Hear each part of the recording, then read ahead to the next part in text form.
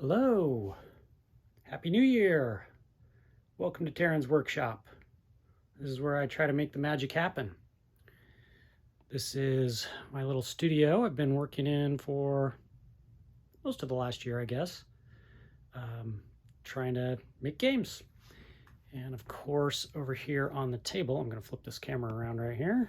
See if this works. Here on the table, I've got Helionox set up for episode 1. This is Helionox Chronicles, so it's a campaign game, and this is episode 1 of the campaign.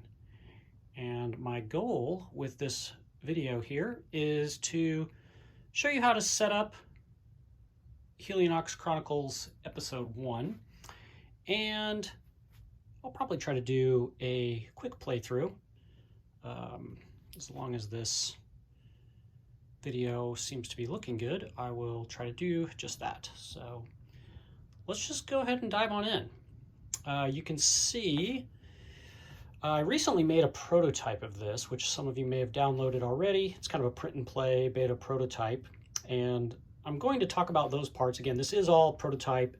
You can see these are just paper, copies of what will be actual game board pieces in the final version of the game. Among other things, there's quite a bit different about this prototype than will be in the final version. But to get started, once you download all the PDFs, if you are playing the prototype, or just for future reference, if you are playing a different version of this game, these will be some of the pieces that you'll get, and you can cut all of these hexes out if you are making the prototype. Yours will look a little bit different than mine. I actually rebuilt this this particular hex, the sun hex with a soul on it, and I have tracking for a few of these values here that I'm just using some dice for. So there's a few little differences like that. Most of it's the same as the prototype that I have available online right now, but I keep making changes to it, so it's changing pretty fast. So it's rounding into that final form is the idea. But once you get all that stuff cut out, you'll see there's a number of other pieces you'll be cutting out. You'll be getting cards. You'll see some of the cards are these larger cards, these tarot-sized cards. These are going to be your architects. Some of the other tarot cards are going to be, or tarot-sized cards are going to be these locations, and then regular kind of poker-sized cards are going to be all of your starting deck cards and your market cards and things like that. So let me talk a little bit about the setup here. And if you have any questions about building the prototype itself, you can direct those to me. I can help you with that, especially if you've downloaded an earlier version of the prototype and you're like, oh, I don't even have that stuff, or mine says something totally different. That's very possible. That, like I said, it is changing very fast at this point. Okay, so first thing that you're going to want to do, I have this set up for a 2-player game right now, and you can see first thing that you're going to do is you're going to choose architects. So I've chosen 2 architects. And just to tell you a little bit about the architects, they're kind of like, you might think of them like hero cards.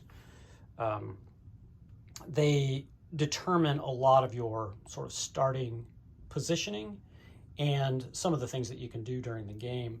So just to give you a quick overview on what an architect looks like and what some of these different symbols mean and things like that.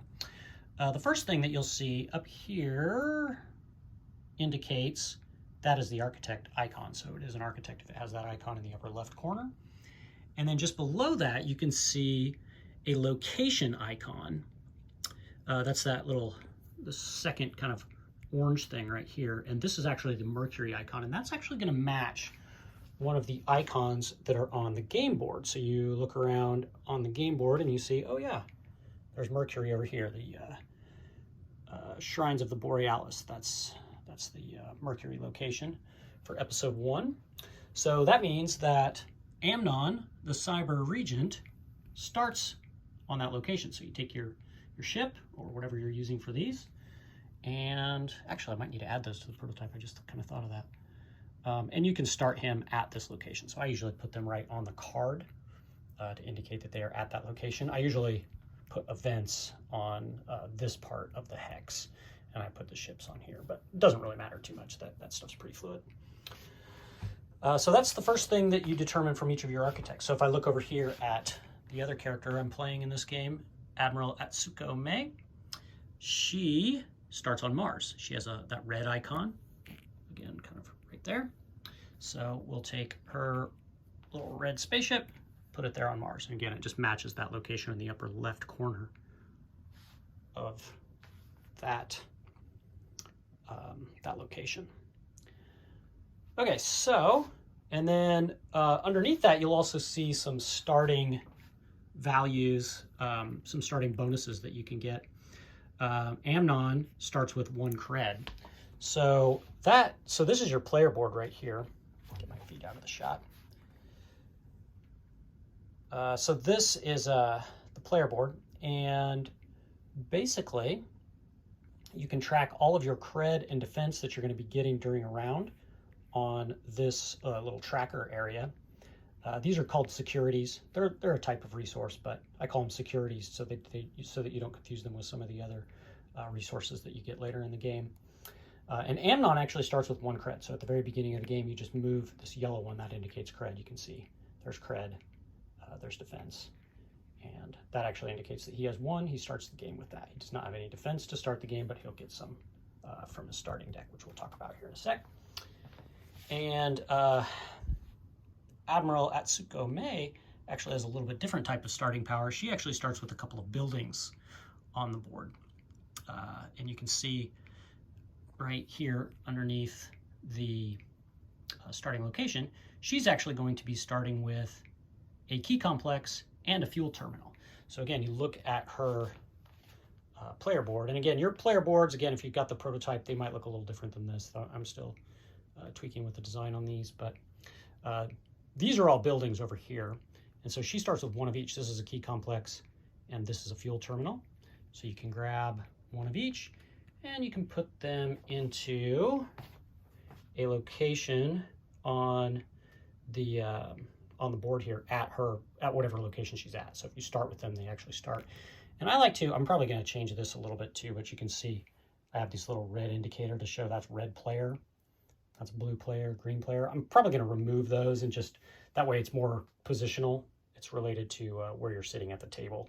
So actually she would probably, you know, she's over here on the right side of the location, so I'd probably put hers over here. Or maybe if I pause this video or something like that, I'll switch her to the other side, something like that. But anyway, just to kind of show you how to set it up, you know, that's where her buildings will go. And then those buildings actually do start in the ready position if they come into play at the beginning of the game. As you use buildings in the game, you'll put them into the exhausted position, which means you'll flip them over. But at the beginning of the game, they start in the ready position. So I'll explain more of that in a minute. Okay, so that's the setup for the architects, the setup for the game board. Oh, by the way, a couple of things that I did not mention, and I'll mention this in relation to the locations and the architects. You can see down here in the lower right corner, that little number 1 right there. Also on this architect right there. It's also on these locations. You can see the number 1 right there. That's indicating that those are episode 1 cards. That's the first time that these cards are revealed. So it makes it easier to sort the cards and then resort them if you want to play the episodes over again, things like that.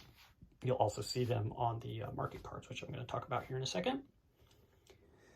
Let's see. So that's the architect setup. The location setup, again, that was determined by what's available here in episode 1. So there's only 4 locations available in episode 1.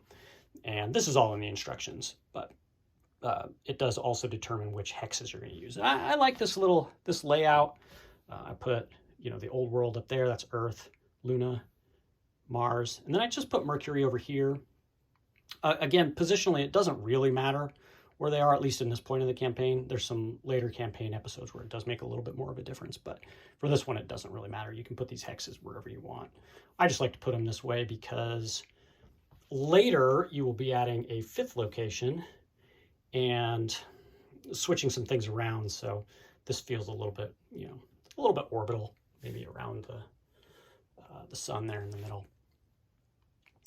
Okay, so that's how the game board is set up. You'll also grab this card here. This is the opponent card. This is the episode 1. In fact, it says it up there at the top. Episode 1 opponent. This is Terminus. And there's some setup things on this that are going to help you during the game. In fact, a lot of the information that you need for setup is on here. Now, you choose your own architects, of course, but then as far as some of the other things go, as far as setting up the events go, that's all on this card. So if I'm playing a 2-player game, you can see I'll zoom in there. It tells me how to set up the 2-player game. So shuffle 14 T1 events and 10 core events together to form the event deck. Okay, so what's all that mean? Well, you can see here are my T1 events shown up there in that upper right corner. Here are my core events, and T1 is basically, I'm calling them like tier 1. I have some tier 2 events that are a little bit more difficult. So some of the modes will use the T1 events, some of them will use the T2 events. Some of the T2 events are more for if you're just trying to increase the difficulty. And the T1 events get used a lot in solo mode because well, there's only one player, so it makes it a lot harder to overcome certain types of events. So these events are a little bit easier to overcome. So, so I've actually already counted all these out. This is the 14 T1 events and the 10 core events. And so what I would do is I would shuffle those together, and I'm not going to do that. I just wanted to show you all those, but I'll just put them all kind of in a stack. You're supposed to shuffle all these together, and then that'll form your deck, and then you'll turn it over, and you just put it up here next to the opponent card. And each round, some of those are going to come out, which I'll show you here in a second. So again, that's the event deck setup. I also have a little bit of setup to do with my starting decks, and that is determined right here. Again, this is all in the rule book as far as what you're supposed to start with. You start with a single Sentinel. You start with two Sentinel prototypes, which are these blue ones here, and then you start with 4 of these material assets and a single strategic asset. So you can see this one actually gives you 2 cred. All the material assets give you 1 cred, and these all give you defense. So I'll talk a little bit more about that. But all the starting decks, at least in episode 1, are the same. They do start to vary up a little bit later in the game, but in episode 1, they're all, for simplicity's sake, all just in the game like this. Now, again, kind of in that vein, basically what you're doing in this campaign game is you are trying to learn the game here in episode 1. This is more of a teaching tutorial, and then it gets kind of a little bit harder and adds in a lot more cards as far as that goes. Now, to that end, you can actually see cards and other components, not even just cards. It adds other components as you progress through the campaign. But you can see here, this is actually the market up here in the corner, and I have this, I call it an organizer. This is a card organizer, and it helps me organize my different markets. So you can see in the episode 1, you only start with 2 markets available. That's this fleet faction market and the fortress faction market. Later on, you'll unlock some of these other markets, the bio and the cyber factions, but those are not in episode 1. To determine the market, you just flip over the top 2 cards of these decks, and this is now your market. In fact, the prime assets are also in the market, but those are all the same all the way down. These are all different all the way down. So this is all going to be fortress cards, which you can see that card in the upper left corner is, or that little tower icon there, that is the fortress card, and then the fleet card. This little eagle up here in the corner. So those are available in the market. Those are cards that you can get throughout the game. So that's all set up. And I think that's the basic setup. Let me see, is there anything I missed? So we got the event deck set up, got the game board set up. Yeah, and we got all of our player parts set up. Okay, yeah, so we are ready to play this. And I think what I'm gonna do is I'm gonna go ahead and pause this video, and then I'll probably start a second video that shows an actual gameplay of this. That way it keeps them a little bit shorter, breaks them up. Doesn't actually take that long to set it up, but I've determined, a couple more things I'll mention just as far as setup goes. You'll also want your dice, and you want some tokens. These are called Cryo Counters. And these I have them for both players actually. Let's put these over here by the architect. Those are gonna be used for the architects. And you want some other tokens for some of the other resources in the game. Now, I have some different tokens made on the print sheets, but you can really use anything you want because the player boards will actually show you what those tokens are. It doesn't really matter what they are. I just use cubes, or you can print out the ones that I have in the sheet. Okay, so that's it for the setup. Again, this is episode 1 of Helionox Chronicles, and I will be back shortly with the round 1 playthrough of episode 1 of Helionox Chronicles.